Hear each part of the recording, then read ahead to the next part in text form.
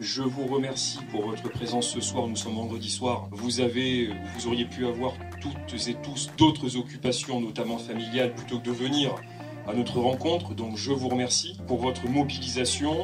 Mais c'est une mobilisation en faveur, bien évidemment, de notre commune de Margueritte.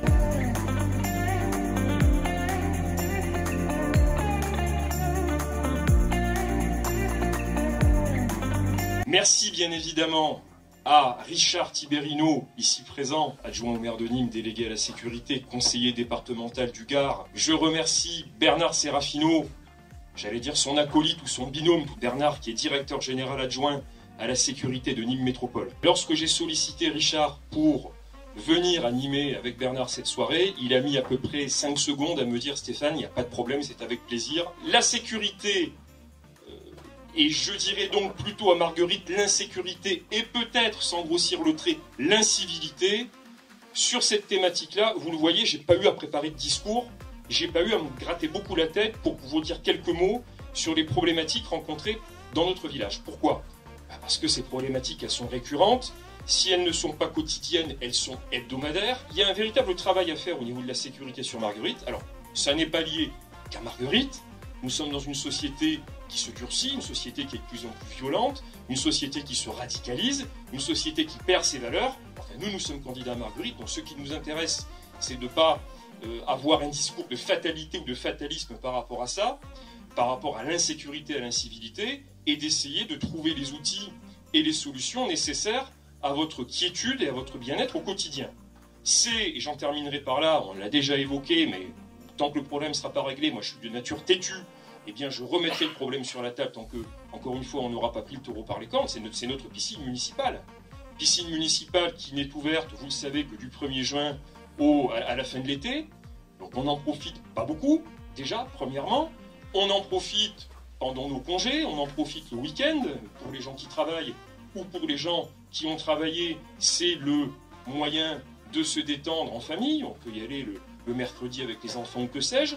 Et le peu de temps que nous avons pour nous détendre, malheureusement, il est souvent, dans le cadre de cette piscine municipale, gâché par des individus que je qualifiais déjà il y a quelques réunions de cela d'indésirables, qui n'ont pas l'avantage d'être de chez nous, d'être des Margueritois, j'entends. Donc ce sont souvent des gens qui viennent de la ville-centre, pour dire les choses, et qui viennent pourrir le peu de temps de détente que vous avez à consacrer à votre famille au sein de cette piscine. Alors c'est compliqué, ce sont des incivilités toutes bêtes, hein, mais ça crée des désagréments importants pour des gens qui viennent bien souvent avec dans la poche gauche ou dans la poche droite des bons en CAF. Donc bon, vous avez compris que pour ces gens-là, le problème c'est que vous payez 2 fois. Vous payez votre ticket d'entrée, vous payez leur ticket d'entrée, et en plus de ça, on vient, dans le meilleur des cas, vous chatouiller les doigts de pied quand vous essayez d'avoir les pieds en éventail sur la pelouse de cette piscine municipale. Donc là aussi,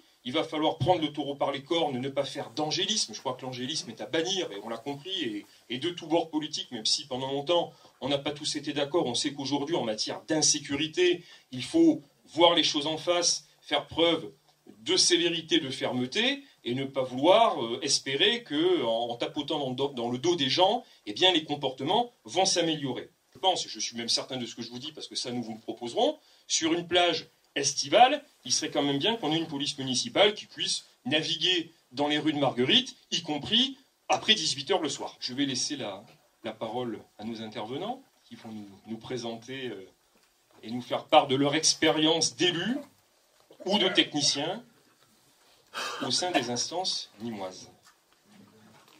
Richard, je te laisse ceci.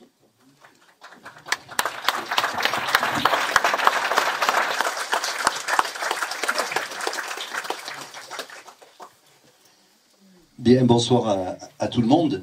Alors, la sécurité, évidemment, ça paraît une évidence, mais pourtant, la sécurité, c'est l'affaire de tous. Quand je suis arrivé en 2001, j'avais une petite police municipale, j'avais pas de caméra, mais surtout, il n'y avait pas de relation entre tous les acteurs qui œuvrent dans le champ de la sécurité.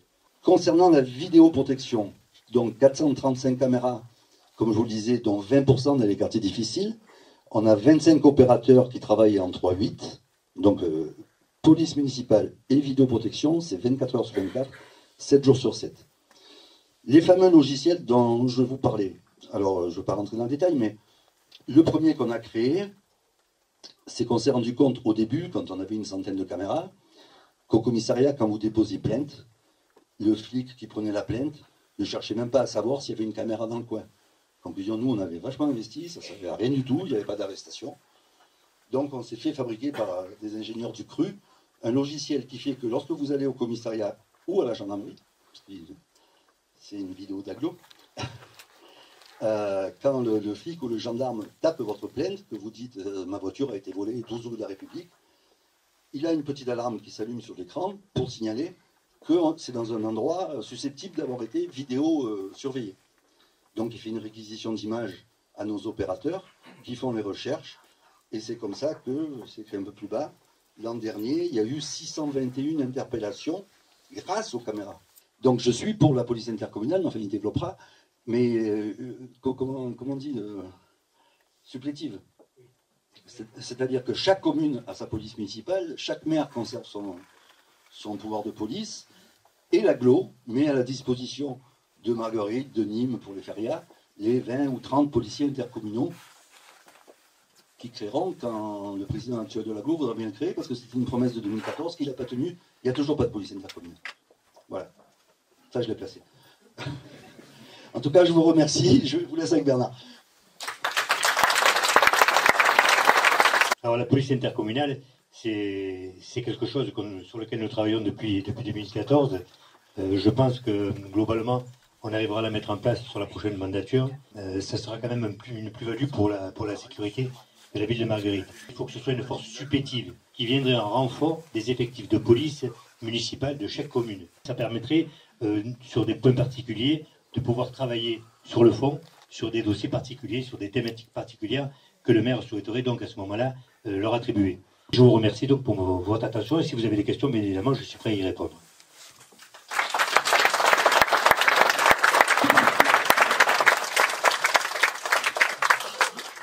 Merci à tous les deux, merci beaucoup Richard, merci Bernard pour vos explications, qui sont plus que des explications, hein. C'est fourni, c'est riche, c'est détaillé. Il est très intéressant de constater le travail qui a été fait à Nîmes depuis 18 ans, et je me disais que la volonté politique, ça paye encore, puisque vous avez dressé un état des lieux en 2001, l'état des lieux est totalement différent en 2019, donc ça veut dire que quand la volonté est là, l'action se met en route, et quand l'action se met en route, les résultats, et on l'a vu sur la délinquance notamment, sont au rendez-vous. Donc c'est vraiment très intéressant, et je me rends compte à quel point cette ville de Nîmes, pas que je pensais l'inverse, mais à quel point cette ville de Nîmes est sécurisée, et à quel point la sécurité a gagné du terrain. Voilà, je ne vais pas... Le ratio entendu en France, et qui a été le nôtre pendant des années, c'est 1 policier pour 1000 habitants. Donc théoriquement, il vous en faudrait au moins 7. Mais, ou 8, pardon. Oui, 8 ou 9. Mais à mon avis, il en faut même plus. Parce que ça, c'est le ratio normal pour des villes normales. Nous avons un budget à Marguerite, comme ailleurs, qui est contraint.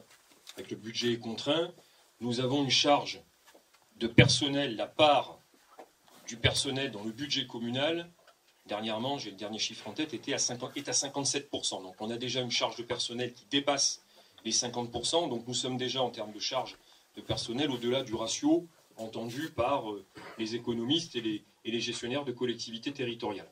Donc nous devrons d'abord envisager les choses de manière progressive. Je crois qu'effectivement nous aurons un mandat pour le faire et pour accéder à ce nombre de policiers municipaux requis et qui serait satisfaisant pour notre sécurité et notre quiétude. Il faudra y aller progressivement.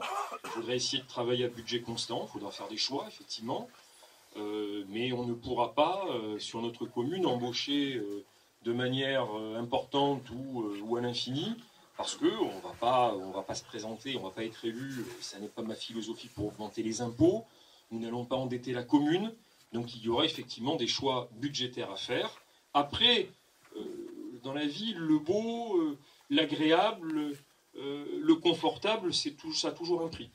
Ça a toujours un prix. Donc effectivement, il faudra mettre les moyens nécessaires pour pouvoir accéder à cet objectif. Mais je crois qu'il y aura des choix, je le dis, je le répète, budgétaires à faire. Il faudra essayer de faire en 6 ans ce qui n'a pas ou ce que nous n'avons pas voulu faire en 12 ans, en 18 ans ou en 24 ans. Mais effectivement, si on avait consacré une part de notre budget progressivement un peu plus chaque année ou chaque mandat à l'embauche de policiers municipaux, nous n'en serons pas là, nous n'en serions pas là. Nous, sur l'urbanisation de la plaine de Pérouse, nous n'urbaniserons pas cette plaine. Je vous le dis, je dévoile une partie de nos propositions. Donc, il n'y aura déjà pas de risque aux personnes et aux biens par rapport à un risque d'inondation. Je pense qu'effectivement, tout à l'heure, j'entendais parler d'audit au niveau de la sécurité. Bon, si nous sommes élus, nous arriverons à la tête d'une municipalité gérée depuis 30 ans par une même majorité. Je crois qu'il sera impératif, effectivement, d'auditer dans de nombreux domaines. Si on veut partir sur des bases de travail saines, il faut pouvoir avoir un état des lieux précis, d'experts, provenant d'experts. Ça permettra effectivement d'avoir une meilleure pédagogie aussi de la politique que nous mettrons en œuvre, bien que cette politique, elle reprendra la profession de foi sur laquelle nous aurons été élus. À un moment donné, il faut aussi dire les choses. Alors, c'est bien, moi je suis le premier à aimer m'amuser, mais je crois qu'il faut peut-être revenir aux fondamentaux, effectivement, pour peut-être clôturer cette soirée. Et les idées qui sont devenues, qui viennent des fils conducteurs pour nous, les fondamentaux, la sécurité, la propreté, le bon état des voiries et des trottoirs, la propreté de nos rues et l'idée de la brigade propreté, hein, enfin, ça c'est une idée que nous avons et que nous reprenons à notre actif. Le fleurissement, tout simplement, hein, l'embellissement de nos quartiers, et la plantation d'arbres, l'écologie, l'environnement, voilà les priorités. Voilà les priorités. Le lien social également, bien sûr, mais je crois qu'effectivement, il faut revenir aux fondamentaux sur cette commune et ne pas s'éparpiller. Ne pas s'éparpiller, avoir des choix fermes et s'y tenir. Et nous nous y tiendrons. Et effectivement, je prends l'engagement ce soir que si nous sommes élus, ça prendra du temps, il faudra du temps. Il y a du retard qui a été pris. On ne fera pas en 6 ans ce qui n'a pas été fait. Je dirais en 12 ans, mais vous êtes plus sévère que moi, vous remontez à 17 ans en arrière. Mais il y aura une amélioration de l'état routier à la fin de notre mandat. Ça, je prends l'engagement là-dessus, je serai très vigilant là-dessus, mais effectivement, il y a des rues, il y a la vôtre, il y en a d'autres auxquelles je pense, c'est catastrophique. Ça a le seul avantage qu'on y passe effectivement à vitesse très réduite parce qu'on a peur pour son véhicule. Hein. Donc là, c'est sûr qu'on y passe à vitesse réduite, mais bon, c'est pas acceptable pour les gens qui y résident.